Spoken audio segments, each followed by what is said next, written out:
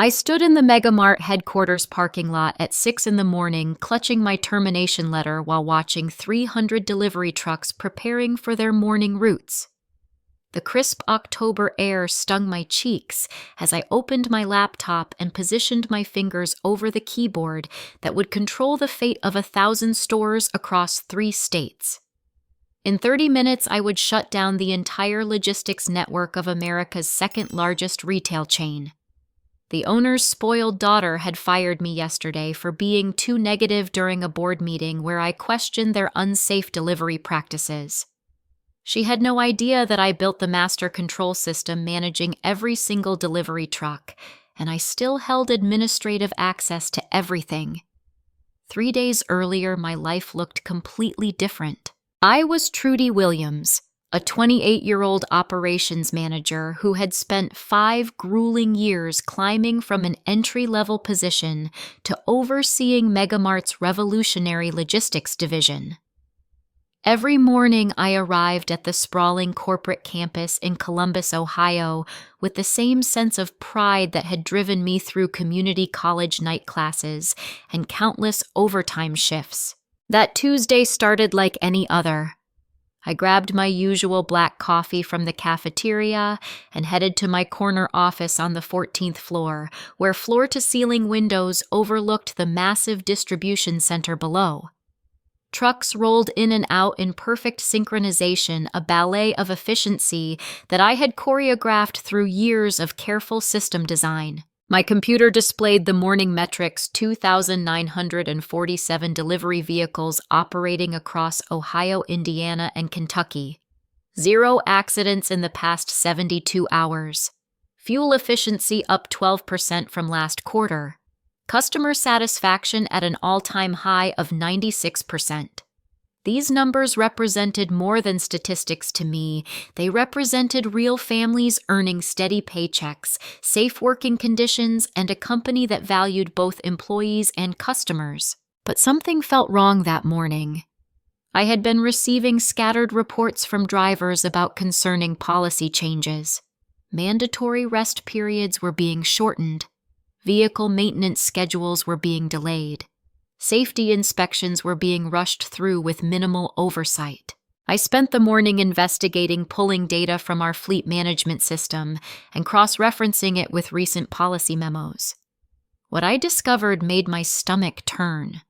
Someone in upper management had been systematically dismantling every safety protocol I had spent years implementing. Worse yet, they were doing it quietly through internal memos that bypassed normal review processes. The trail led directly to Jessica Whitmore, the 24-year-old daughter of company founder Robert Whitmore.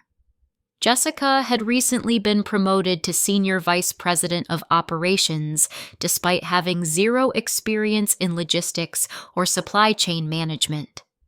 Her background consisted entirely of a communications degree from an expensive private college and 2 years working in the marketing department. I requested an emergency meeting with the board of directors for that afternoon. This was too serious to handle through normal channels. Driver safety was non-negotiable, and these changes were creating dangerous conditions that could result in accidents, injuries, or worse. The boardroom felt intimidating that afternoon with its mahogany table and leather chairs occupied by 12 stern-faced executives. I had prepared extensively, bringing detailed charts and data projections showing how the recent policy changes increased accident risk by 37%. Jessica sat at the far end of the table, her platinum blonde hair perfectly styled, wearing a designer suit that probably cost more than most employees made in a month. She had inherited her father's sharp blue eyes, but where his gaze showed decades of business experience, hers held the entitled coldness of someone who had never faced real consequences.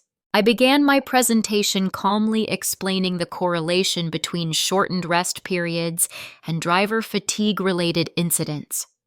I showed them accident statistics from other companies that had implemented similar policies.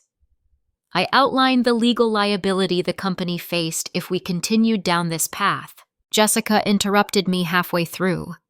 Trudy, I appreciate your dedication, but you're being overly dramatic about routine efficiency improvements. These aren't efficiency improvements, I replied, keeping my voice steady.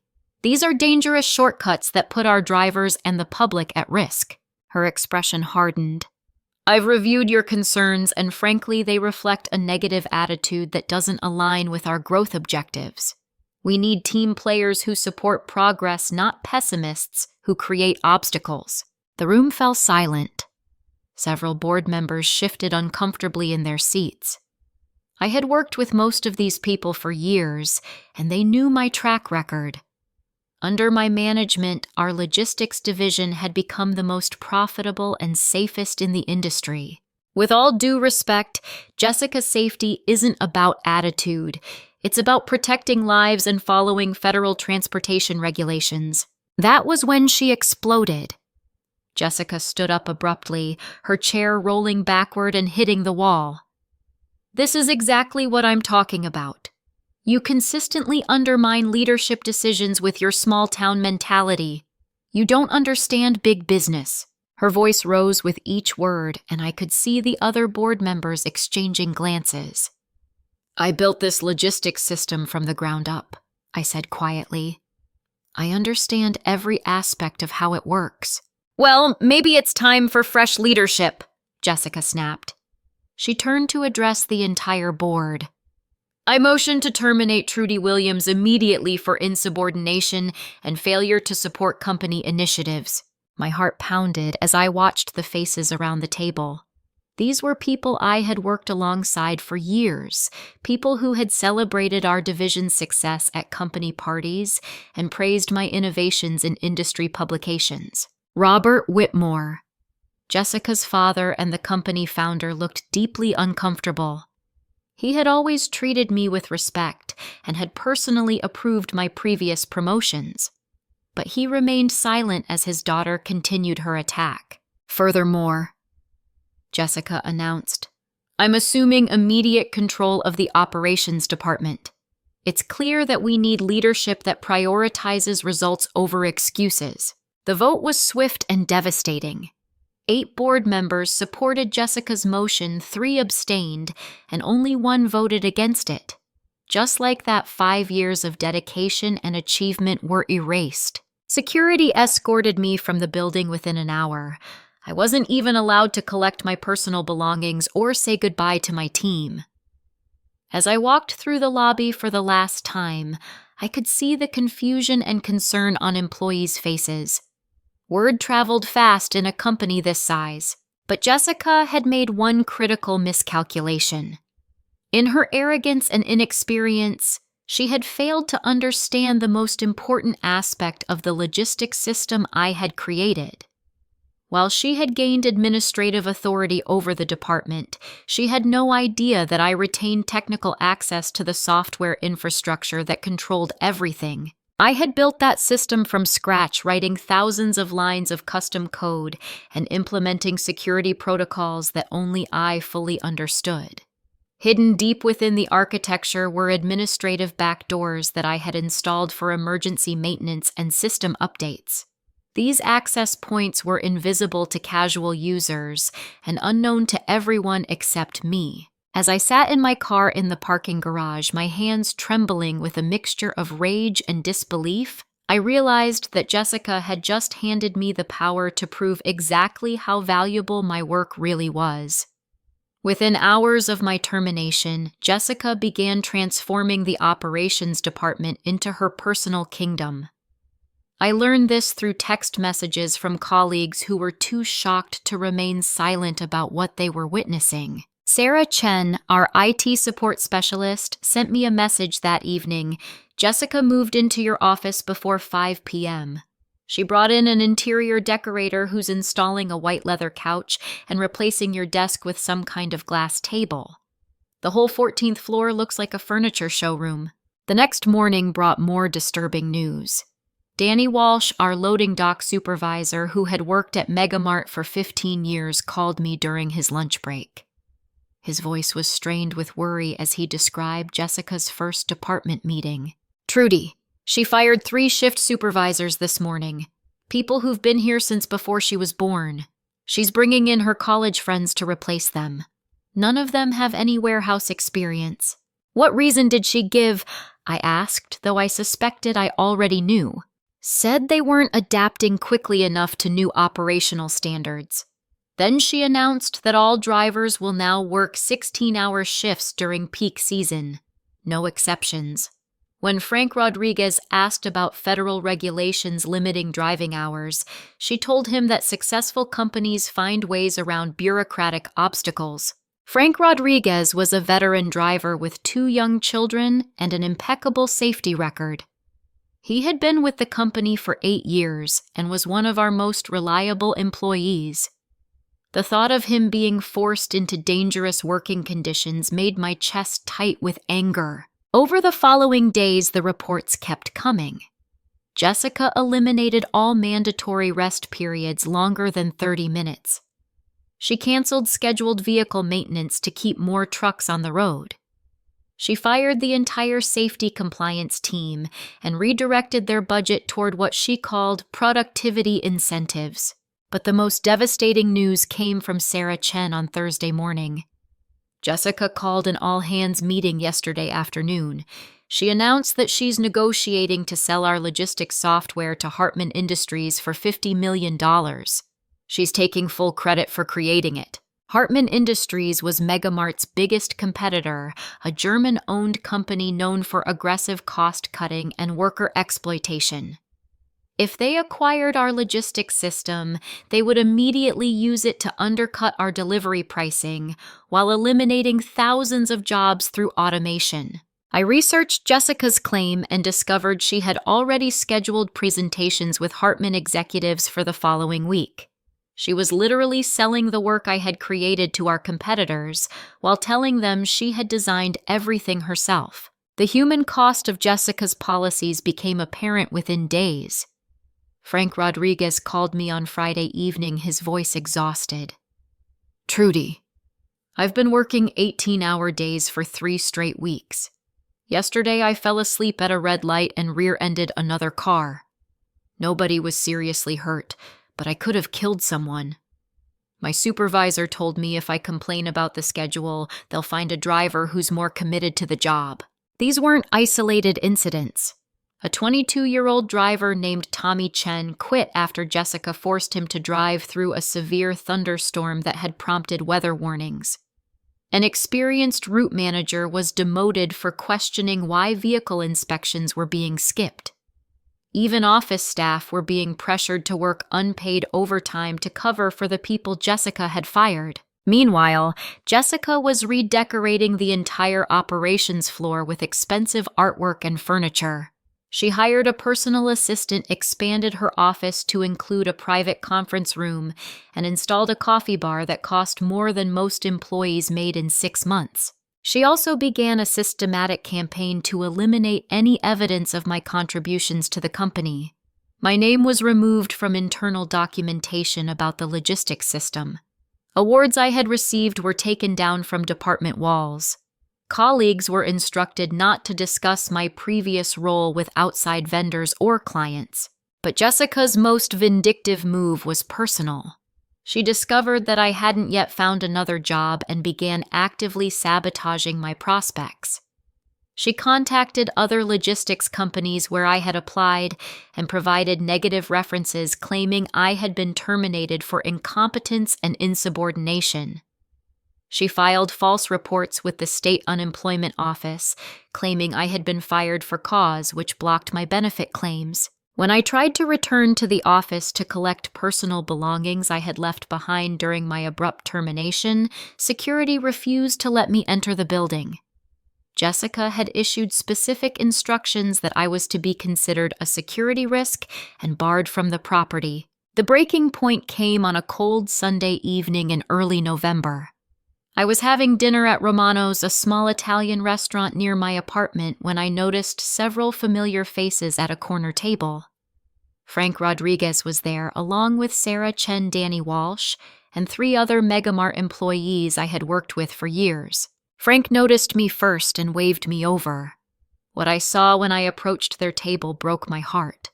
Frank's eyes were bloodshot from exhaustion. Danny had lost at least 20 pounds from stress. Sarah looked like she hadn't slept in days. "Trudy, thank God you're here," Frank said quietly. "We've been meeting every Sunday to try to figure out what to do. Things are getting worse every day." They shared story after story of Jessica's destructive leadership. Safety violations that were being covered up. Drivers being forced to work while sick. Equipment failures being ignored until they caused accidents.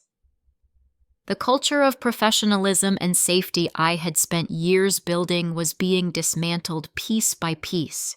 "Can't you file complaints with the Department of Transportation?" I asked. Sarah shook her head. "Jessica's threatened to fire anyone who contacts outside authorities. She says whistleblowers will be blacklisted from the entire industry. Most people here have families and can't afford to lose their jobs." "We're scared, Trudy," Danny admitted. "Not just for ourselves, but for the drivers and the public. Someone's going to get seriously hurt if this continues." As I listened to their stories, a cold realization settled over me. Jessica wasn't just destroying the department I had built, she was putting thousands of lives at risk. The logistics system I had created to protect workers and ensure safe deliveries was being perverted into a tool of exploitation. That night I couldn't sleep.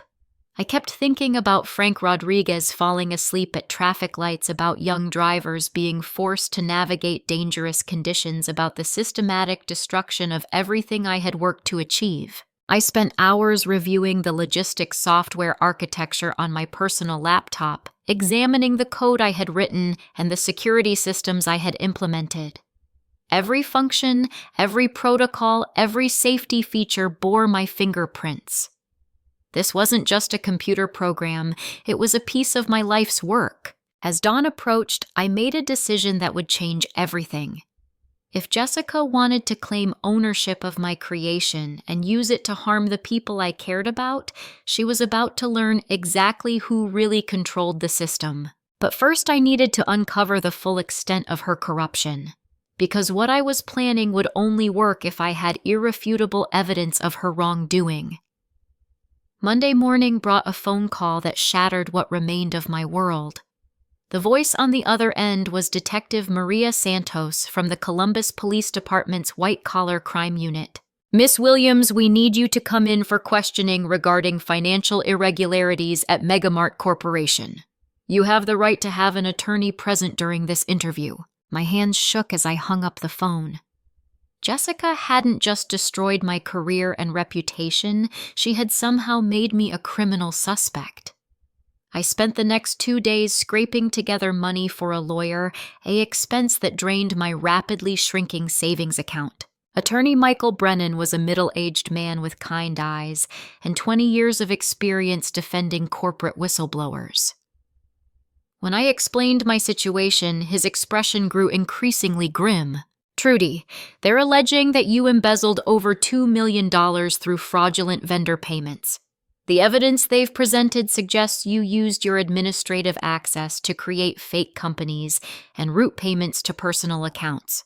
"That's impossible," I said, my voice barely above a whisper. "I would never steal from the company. I built that entire system to prevent exactly that kind of fraud." Michael spread several documents across his desk. "According to their investigation, the fraudulent transactions began 6 months ago and continued through last week. They have payment records showing money being transferred to accounts linked to your Social Security number." As I examined the evidence, my blood ran cold. The payment records were legitimate, they had come directly from our financial system. But the vendor accounts were completely fabricated. Someone had created shell companies with names like Ohio Transport Solutions and Midwest Logistics Consulting, and had been funneling payments to offshore banking accounts. "Michael, I designed the payment verification protocols that should have prevented this. These transactions could only have been authorized by someone with administrative access to both the logistics system and the financial database. The problem is that according to Megamart's records, you were the only person with that level of access. They're claiming you used your position to bypass your own security measures. I stared at the documents, my mind racing. Jessica had somehow gained access to my administrative credentials and was using them to steal money while framing me for the crime. But proving that would require access to system logs that only someone inside the company could obtain. That evening, my phone rang again. This time it was Frank Rodriguez, and his voice was filled with urgency. "Trudy, you need to know what happened today." Jessica called another department meeting and announced that the police investigation proves you were stealing from the company all along. She's telling everyone that your complaints about safety were just a distraction while you were embezzling money. "Frank, I never stole anything. Someone is setting me up." "I believe you, Trudy. We all do. But Jessica's got everyone scared. She's saying that anyone who supported you might have been involved in the theft. 3 more people got fired today just for asking questions." The next few days passed in a blur of legal consultations, police interviews, and mounting despair. The evidence against me appeared overwhelming, and I had no way to access the computer systems that would prove my innocence. Jessica had not only destroyed my career, she had engineered a perfect frame job that would likely send me to prison. But my lowest point came on Thursday evening when I received an unexpected visitor. Sarah Chen knocked on my apartment door, her eyes red from crying. "Trudy, I had to warn you. Jessica's planning something terrible for tomorrow morning." Sarah explained that she had been working late in the IT department when she overheard Jessica on a phone call with someone she called the cleanup crew. She was talking about permanently deleting all system logs and backup files tomorrow morning. She said once the evidence is destroyed, there won't be any way to trace the real source of the embezzled money. Then she's meeting with the Hartman Industries executives to finalize the software sale. My heart sank as I realized the full scope of Jessica's plan. She was going to eliminate all evidence of her crimes while selling my life's work to our competitors. After that, there would be no way to prove my innocence or save the jobs of 3,000 employees. "Sarah, I need to ask you something, and I need you to be completely honest with me. When I designed the logistics system, I included emergency shutdown protocols for system maintenance. Do those protocols still exist?" Sarah's eyes widened as she understood what I was asking. "Trudy, you're not seriously considering—" "Jessica's going to destroy everything tomorrow morning. The evidence of her embezzlement proof that I created the software safety records that could prevent accidents. Once those files are gone, she wins completely. The emergency protocols are still there," Sarah admitted quietly. "But Trudy shutting down the entire logistics network would be insane, destructive, criminal." I finished her sentence.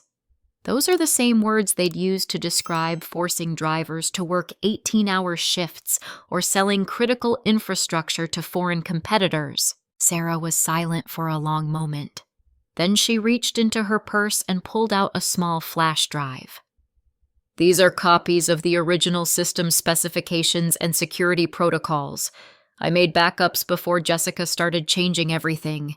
If you're really going to do this, you'll need proof that you built the system." As I held the flash drive, I realized I was standing at a crossroads that would define the rest of my life. I could accept defeat, go to prison for crimes I didn't commit, and watch Jessica destroy everything I had worked to build.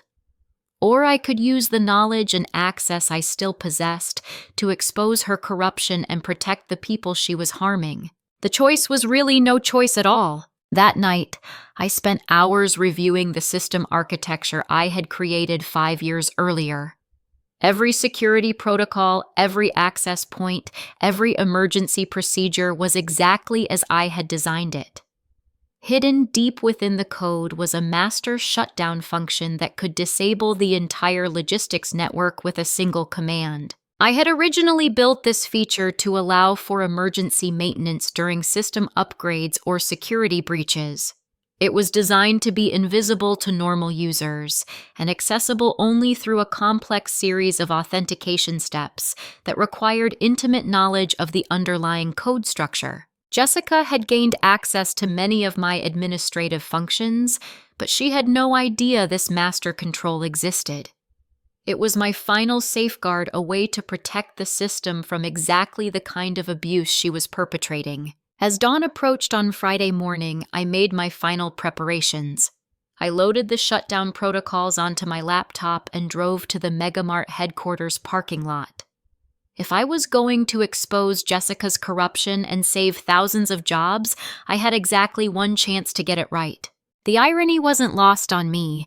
Jessica had fired me for being too negative, for questioning her dangerous policies and protecting worker safety. She had no idea that her actions had forced me to become exactly the kind of threat she had imagined. In 30 minutes, every delivery truck in the Megamart fleet would stop working.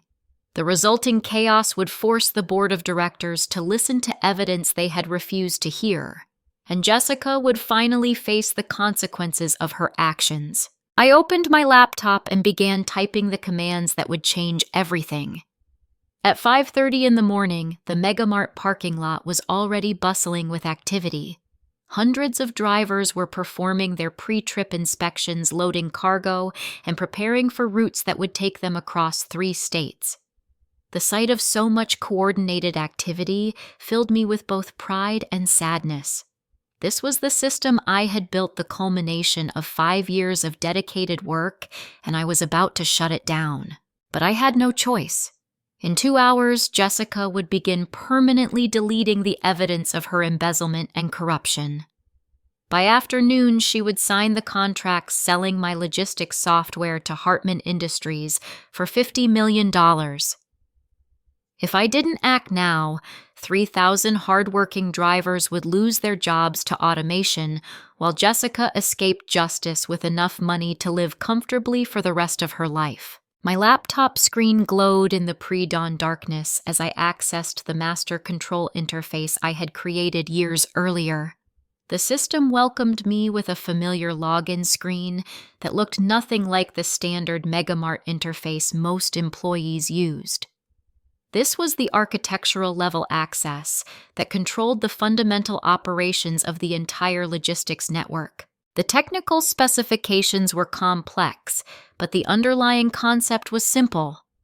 Every delivery truck in the Megamart fleet was equipped with a computerized engine management system that communicated with our central servers.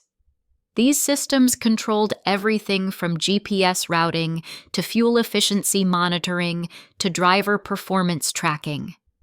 Most importantly, they included remote shutdown capabilities that I had installed for emergency maintenance and security purposes. When I first designed this feature, I had envisioned scenarios where individual trucks might need to be disabled due to mechanical problems or security threats. I never imagined I would use it to shut down the entire fleet simultaneously, but the capability was there, buried deep within thousands of lines of code that only I fully understood. The authentication process required multiple levels of verification. First, I entered my original developer credentials, which were separate from my normal employee access codes. These had never been changed because Jessica and her team had no idea they existed. Next, I input a series of encryption keys that I had memorized, rather than storing in any digital format. Finally, I answered security questions that I had personally programmed into the system. As each authentication step was accepted, I felt a mixture of relief and terror.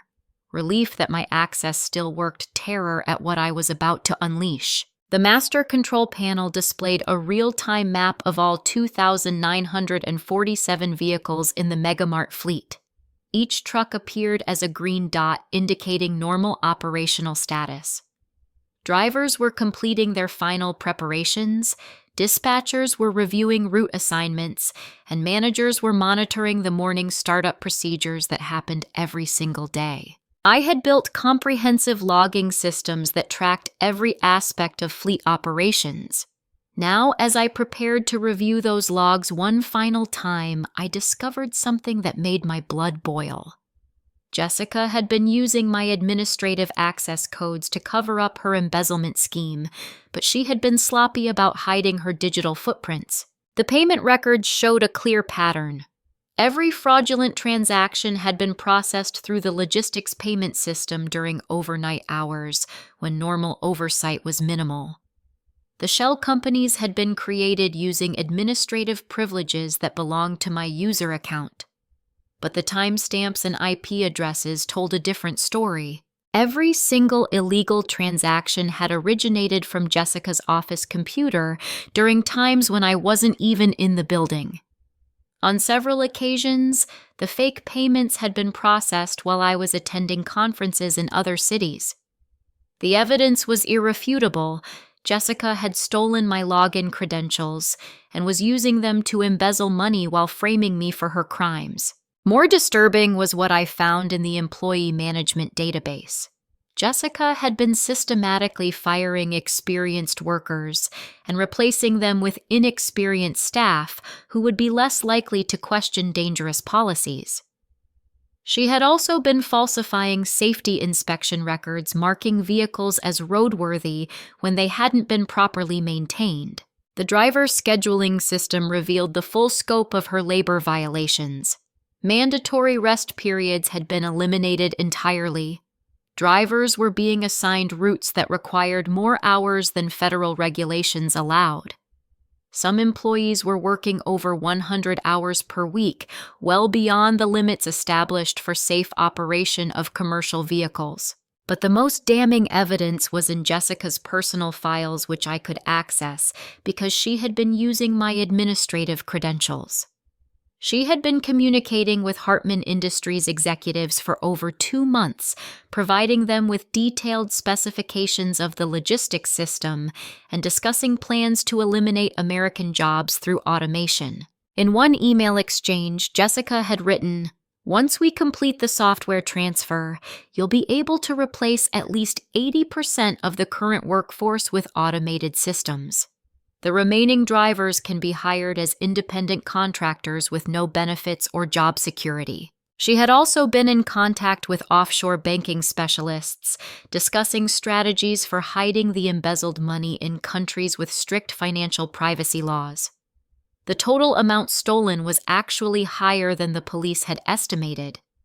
Over $3 million had been transferred to accounts controlled by Jessica, all while using my administrative access to make it appear that I was responsible. As I reviewed this evidence, I realized that my plan to shut down the logistics network wasn't just about proving my innocence or saving jobs. It was about exposing a level of corporate corruption that threatened the safety and livelihoods of thousands of people. The shutdown procedure itself was surprisingly simple considering its devastating potential. A single command would send an emergency signal to every truck in the fleet, instructing their engine management systems to enter maintenance mode. Once in this mode, the vehicles would not start their engines, and their GPS and communication systems would display error messages directing drivers to contact central dispatch. I had originally designed this feature with multiple safeguards to prevent accidental activation, but those same safeguards made it perfect for my current purposes. The shutdown could only be initiated by someone with master-level access, and it would leave clear digital fingerprints proving exactly who had activated it and when. At 5:45 a.m., I made my final preparations. I opened a live streaming application on my phone and positioned it to capture both the parking lot activity and my laptop screen. If I was going to be arrested for what I was about to do, I wanted the entire event documented and broadcast to the world. I also prepared a detailed statement explaining Jessica's crimes and my reasons for shutting down the system. This document included screenshots of the embezzlement evidence, copies of the safety violations, and proof that I had created the logistics software.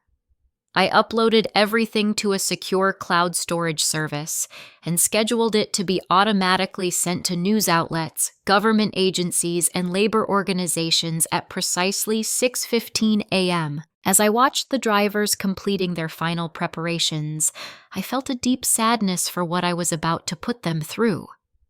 These were good people who were just trying to do their jobs and support their families.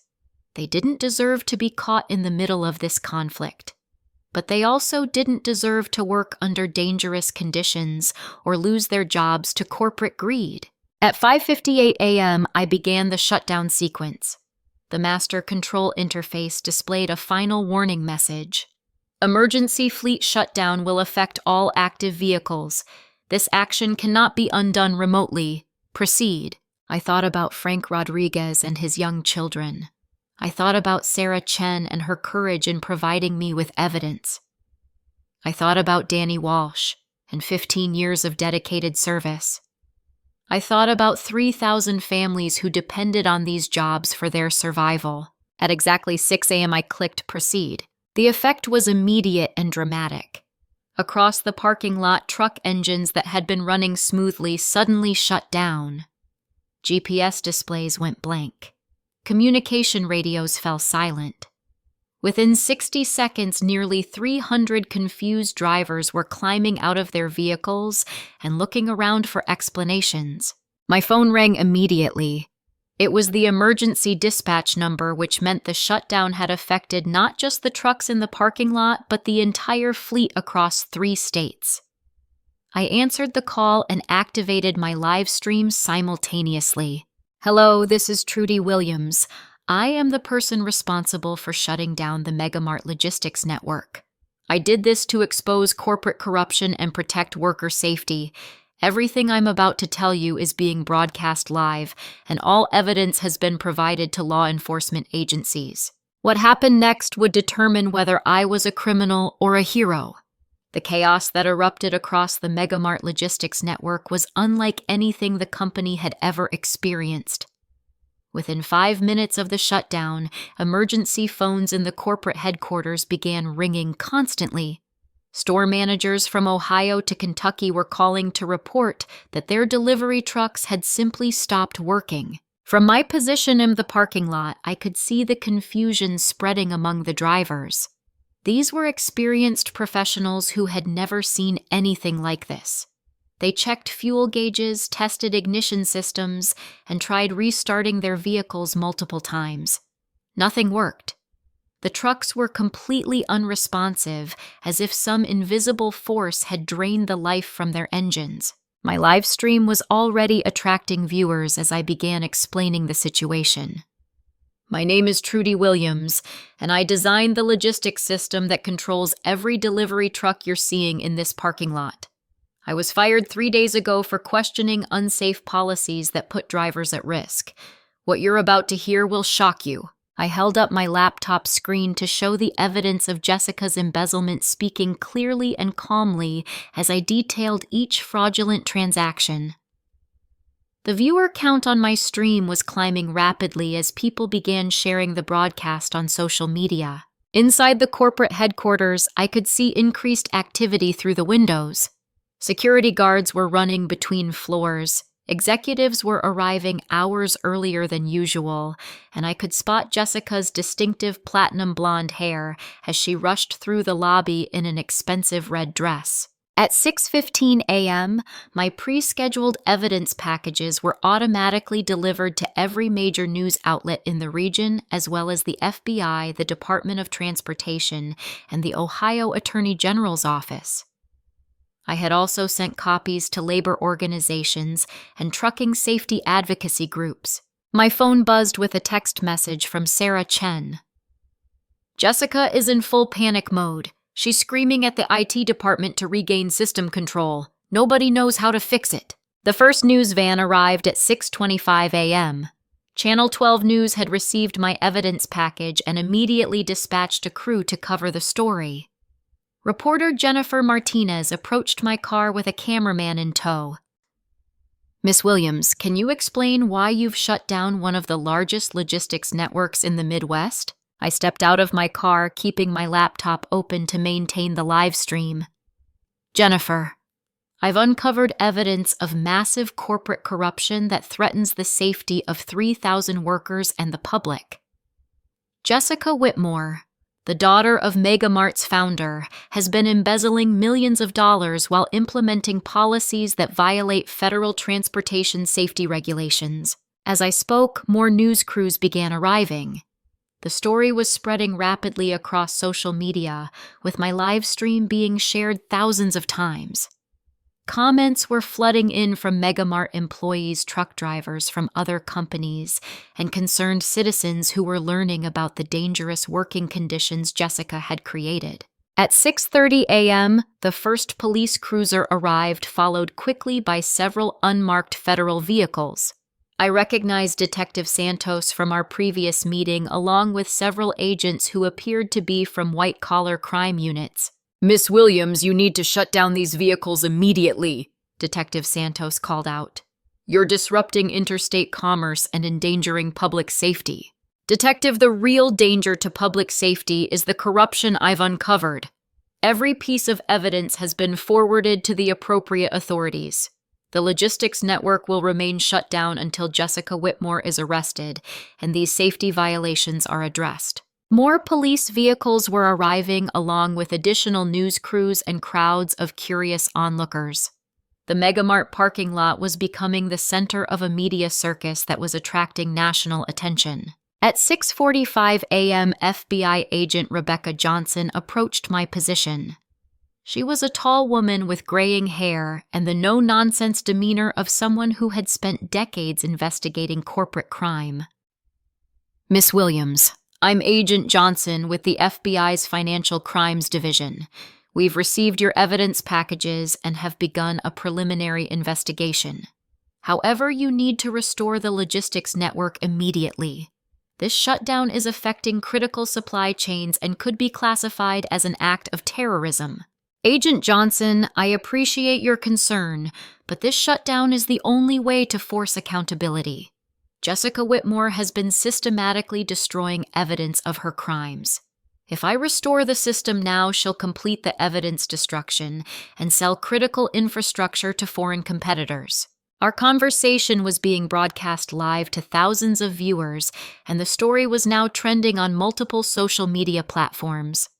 Megamart corruption and Trudy Williams were generating thousands of posts from supporters and critics alike. At 7 a.m., a convoy of expensive cars pulled into the parking lot.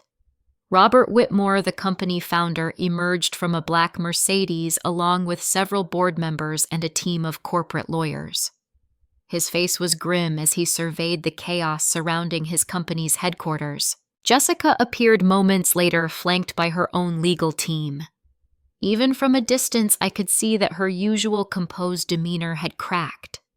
Her hair was disheveled, her makeup was smudged, and she was gesturing frantically as she spoke with her attorneys. Robert Whitmore approached the group of law enforcement officials who had gathered around my car. His voice was loud enough for my live stream to capture as he addressed Agent Johnson. Agent, this is my company, and I demand that you arrest this woman immediately. She's destroyed our operations and is holding our business hostage.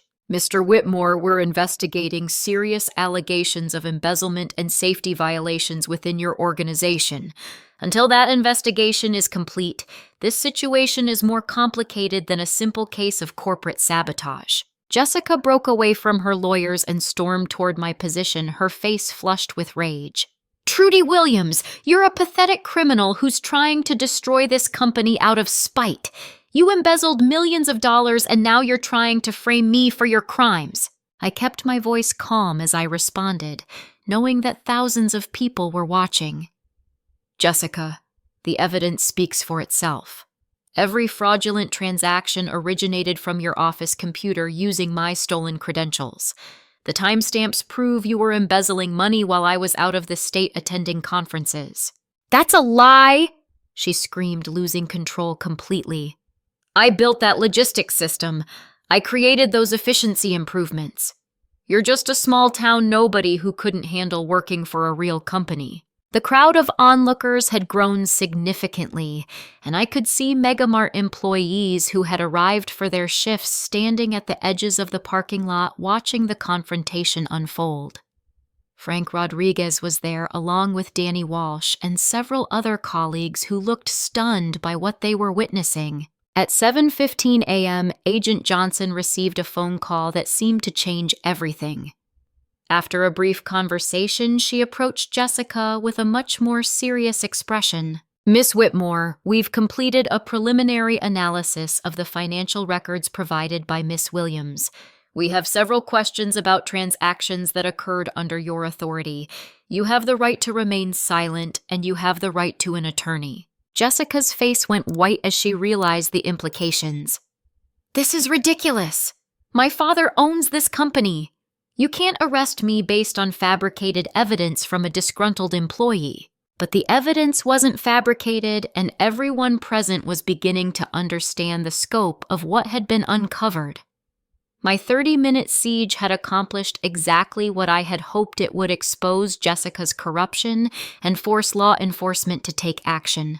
As federal agents placed Jessica under arrest for embezzlement and corporate fraud, my live stream reached over 100,000 viewers. The story was no longer about a disgruntled employee shutting down a logistics network. It had become a case study in corporate accountability and the power of technology to expose corruption. But my victory came with a price. As Jessica was led away in handcuffs, Detective Santos approached me with her own set of handcuffs. Miss Williams, you're under arrest for computer crimes and disruption of interstate commerce. You have the right to remain silent. As they read me my rights, I looked out at the crowd of Megamart employees who had gathered to watch. Frank Rodriguez gave me a thumbs up. Sarah Chen was crying, but she was also smiling. Danny Walsh nodded with respect and gratitude. I had saved their jobs and exposed the corruption that threatened their safety. Whether that would be enough to keep me out of prison remained to be seen. The next 72 hours transformed my story from a corporate crime drama into a national referendum on worker rights and corporate accountability. While I sat in a holding cell awaiting arraignment, my live stream recording had gone viral, reaching over 5 million views across multiple platforms. The evidence I had compiled against Jessica proved even more damning under federal investigation. FBI forensic accountants discovered that her embezzlement scheme was far more sophisticated than anyone had initially realized. She had created an entire network of shell companies and offshore accounts, stealing not just from Megamart, but from several of their subsidiary operations. Attorney Michael Brennan visited me on Sunday morning with news that changed everything. Trudy, the Justice Department has offered you complete immunity in exchange for your cooperation with their investigation. They've concluded that your shutdown of the logistics network was justified whistleblowing, not corporate sabotage. The evidence supporting this conclusion was overwhelming. Federal investigators had found communications between Jessica and Hartman Industries that constituted corporate espionage. She had been selling trade secrets and proprietary technology to foreign competitors while planning to eliminate thousands of American jobs. Even more serious were the safety violations that transportation inspectors uncovered when they examined Megamart's fleet operations. Jessica's policies had created conditions so dangerous that federal regulators immediately grounded over 300 vehicles for mandatory safety inspections. The Department of Transportation is calling it one of the most egregious cases of regulatory violation they've seen in years, Michael explained. Your shutdown likely prevented multiple serious accidents. Public opinion had shifted dramatically in my favor. The hashtag #TrudyHero was trending alongside corporate accountability. Labor organizations were holding rallies supporting my actions. Even some conservative commentators were praising my defense of American workers against foreign exploitation. Meanwhile, Jessica's situation continued to deteriorate. Desperate to avoid prison time, she had tried to implicate her father in the embezzlement scheme, claiming he had pressured her to steal money to cover his gambling debts. This accusation backfired spectacularly when investigators found no evidence of gambling problems, but discovered that Jessica had spent the stolen money on luxury cars, designer clothes, and expensive vacations. Her attempts to shift blame only strengthened the prosecution's case and alienated the only family member who might have helped her. Robert Whitmore publicly disowned his daughter's actions and cooperated fully with federal investigators. On Monday morning, I was released from custody and immediately offered my old position back along with a substantial promotion and salary increase. But the Megamart Board of Directors went much further than just restoring my employment. Board Chairman Patricia Hayes addressed me personally at an emergency shareholders meeting. "Miss Williams, your courage in exposing this corruption has saved our company from catastrophic damage. We're not just offering you your old job, we're promoting you to Chief Operations Officer with complete authority over all logistics and safety operations." The promotion came with a compensation package that reflected my true value to the organization. More importantly, it included the authority to implement comprehensive safety reforms that would protect workers and establish Megamart as an industry leader in responsible business practices. My first official act as Chief Operations Officer was to restore proper rest periods for all drivers, implement rigorous vehicle maintenance schedules, and establish an independent safety oversight committee with representatives from labor organizations. The response from employees was overwhelmingly positive.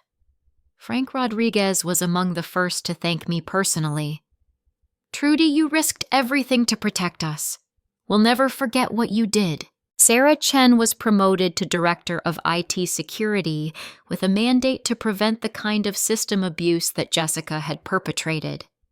Danny Walsh became the new Warehouse Operations Manager, bringing 15 years of frontline experience to management decisions. But perhaps the most satisfying development was the broader impact of my actions. The case attracted national media attention and prompted congressional hearings on corporate accountability and worker safety. Several other companies proactively reformed their policies to avoid similar scandals. Labor advocates used my story as an example of how technical knowledge and moral courage could protect workers' rights. Computer science programs began incorporating ethics courses that used the Megamart case as a teaching example. Jessica's trial became a landmark case for corporate crime prosecution. She was ultimately sentenced to 15 years in federal prison for embezzlement, corporate espionage, and conspiracy. Her assets were seized to provide restitution to Megamart and compensation for workers who had been harmed by her policies. The attempted sale to Hartman Industries was blocked by federal regulators, and new laws were passed to prevent the transfer of critical logistics infrastructure to foreign competitors. The 3,000 jobs that would have been eliminated through automation were not only saved but expanded as Megamart's ethical reputation attracted new business. 6 months after the shutdown, Megamart had become the most profitable and safest logistics company in the industry. Our employee retention rate reached 98%, customer satisfaction scores hit record highs, and the company's stock price had increased by 40%. More importantly, the culture of fear and exploitation that Jessica had created was replaced by an environment of mutual respect and shared purpose. Workers felt empowered to report safety concerns without fear of retaliation. Management decisions were made with input from frontline employees who understood the practical implications. The logistics software that I had created remained at the heart of our operations, but it was now protected by comprehensive security protocols and ethical oversight committees. The system that Jessica had tried to sell and corrupt became a model for responsible technology development. As I sat in my new office watching delivery trucks safely departing for their routes, I reflected on how dramatically my life had changed. 3 months earlier, I had been a terminated employee facing criminal charges. Now I was leading one of the largest logistics operations in the country and had become a nationally recognized advocate for corporate accountability. But the real victory wasn't personal recognition or financial success. It was the knowledge that 3,000 families were working in safe conditions with fair compensation and job security. It was the satisfaction of proving that technical expertise combined with moral courage could triumph over corruption and greed. The experience had taught me that building systems wasn't just about writing code or optimizing efficiency. It was about creating structures that protected people and promoted human dignity. The most sophisticated technology was worthless if it served only corporate profits rather than human welfare. 1 year after the shutdown that changed everything, I stood before a packed auditorium at Ohio State University, delivering the keynote address for the annual Technology and Ethics Conference. The audience included computer science students, industry professionals, and labor advocates who had all been inspired by the events at Megamart. The most important lesson I learned, I told them, is that technical knowledge without moral courage is just sophisticated servitude. But when you combine expertise with the willingness to stand up for what's right, you can protect not just yourself, but thousands of others who depend on your decisions. The legal aftermath of Jessica's crimes had been swift and comprehensive. Federal prosecutors had secured convictions not just against Jessica, but against several Hartman Industries executives who had participated in the corporate espionage scheme. New regulations now protected logistics workers from the kind of exploitation Jessica had attempted, and whistleblower protections had been strengthened to encourage other employees to report corporate misconduct. Jessica herself was serving her 15-year sentence at a federal prison in Pennsylvania. Her appeals had been unsuccessful, and civil lawsuits from affected workers and shareholders had eliminated any remaining personal assets. She had gone from corporate privilege to federal custody, a fall that served as a warning to other executives who might consider putting profits above people. The transformation at Megamart had exceeded everyone's expectations.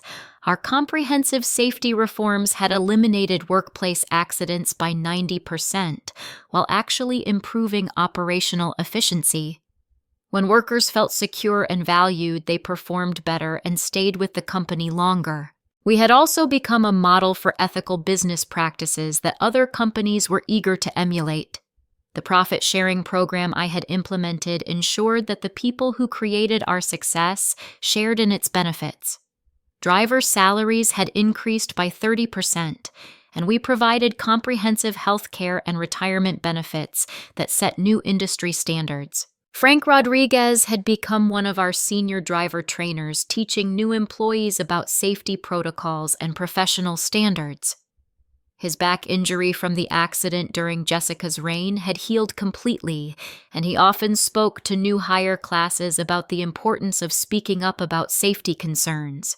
Sarah Chen had revolutionized our IT security systems, implementing protocols that made the kind of abuse Jessica had perpetrated virtually impossible. She had also earned a master's degree in cybersecurity and was frequently invited to speak at conferences about protecting workers through technology. Danny Walsh had been promoted to regional operations manager, overseeing warehouse operations across 3 states. His 15 years of frontline experience had proven invaluable in developing policies that were both efficient and worker-friendly. But perhaps the most meaningful outcome was the ripple effect our story had created across the industry. Labor organizations reported increased membership as workers realized the power of collective action. Computer science programs had added mandatory ethics courses that used our case as a primary example. Business schools were teaching about the long-term benefits of prioritizing worker welfare over short-term profits. I had also established the Williams Foundation for Worker Safety, using part of my settlement from Megamart to fund research into transportation safety and provide scholarships for working-class students pursuing careers in logistics and technology. The Foundation's mission was to ensure that technical innovation served human welfare rather than corporate exploitation. The personal growth I had experienced was equally significant. The shy, hardworking girl from small-town Ohio had become a nationally recognized leader who regularly testified before Congress about corporate accountability and worker rights. But success hadn't changed my core values. It had simply given me a larger platform to advocate for the principles I had always believed in. My relationship with my family had also been strengthened by the experience. My parents, who had always been proud of my achievements, were amazed to see their daughter become a symbol of integrity and courage. My younger brother, who was studying computer science, often told people that I had inspired his career choice. The most satisfying aspect of my new role was mentoring young professionals who were entering the logistics and technology fields. I regularly spoke at universities and trade schools, encouraging students to view their technical skills as tools for protecting and empowering others. Every line of code you write, every system you design, every policy you implement has the potential to affect thousands of lives, I told audiences. The question isn't whether you have the technical ability to succeed. The question is whether you have the moral courage to use that ability for good. The logistics industry itself had been transformed by our example. Companies across the country had voluntarily adopted safety standards that exceeded federal requirements. Driver working conditions had improved industry-wide as companies competed to attract and retain the best employees. The race to the bottom had been replaced by a race to the top. 3 years after the shutdown, Megamart was the most profitable and respected company in our industry. We had opened 5 new distribution centers, hired over 1,000 additional employees, and expanded our operations into 2 new states. Our success proved that treating workers with dignity and respect wasn't just morally right, it was also good business. The software system I had originally created had evolved into something even more sophisticated and secure, but its core purpose remained unchanged: to optimize operations while protecting the people who made those operations possible. Technology was a tool, and like any tool, its value was determined by how it was used. As I concluded my speech at Ohio State, I looked out at the faces of future engineers, programmers, and business leaders. Some of them would face their own moments of moral testing, times when they would have to choose between personal safety and doing what was right. The most important decision you'll ever make, I told them, isn't which job to take or which company to join. It's deciding what kind of person you want to be when someone asks you to compromise your principles. Will you find excuses to look the other way, or will you have the courage to stand up for what's right? After the speech, a young woman approached me with tears in her eyes. Miss Williams, I'm a senior studying computer science, and I've been offered a job at a company that I know treats its workers badly. Your story has convinced me to turn down that offer and find a position where I can use my skills to help people instead of exploiting them. Moments like that reminded me why everything I had endured was worthwhile. If my experience could inspire even one person to choose integrity over convenience, then all the risk and sacrifice had been justified. As I drove home that evening, I reflected on how dramatically my life had changed. The girl who had once been fired for being too negative had become a voice for positive change across an entire industry. The woman who had been accused of corporate sabotage was now celebrated as a champion of corporate responsibility. But the most important change wasn't in how others saw me, it was in how I saw myself. I had learned that real strength came not from avoiding conflict, but from engaging with it constructively. Real success meant not just personal achievement, but creating conditions where others could succeed as well. The logistics trucks I passed on the highway represented more than efficient supply chains. They represented thousands of families earning fair wages in safe working conditions. They represented a system built on respect for human dignity rather than exploitation of human vulnerability. That night, as I reviewed the latest reports from our operations centers, I smiled to see that we had achieved another safety milestone: 500 days without a single accident. Frank Rodriguez and his fellow drivers were returning home safely to their families every evening. Sarah Chen and Danny Walsh were building careers based on competence and integrity rather than corporate politics. Jessica Whitmore was serving her sentence in federal prison, but I felt no satisfaction in her punishment. What mattered was that her victims had been protected and justice had been served. The system had worked, albeit only after someone had been willing to risk everything to force accountability. As I prepared for bed, my phone buzzed with a text message from a number I didn't recognize. Miss Williams, my name is Amanda Rodriguez. I'm Frank's daughter. I'm starting college next year to study logistics engineering because of your example. Thank you for protecting my dad and showing me what it means to stand up for what's right. I smiled as I turned off the lights, knowing that the next generation was already learning the lessons that had taken me so long to understand.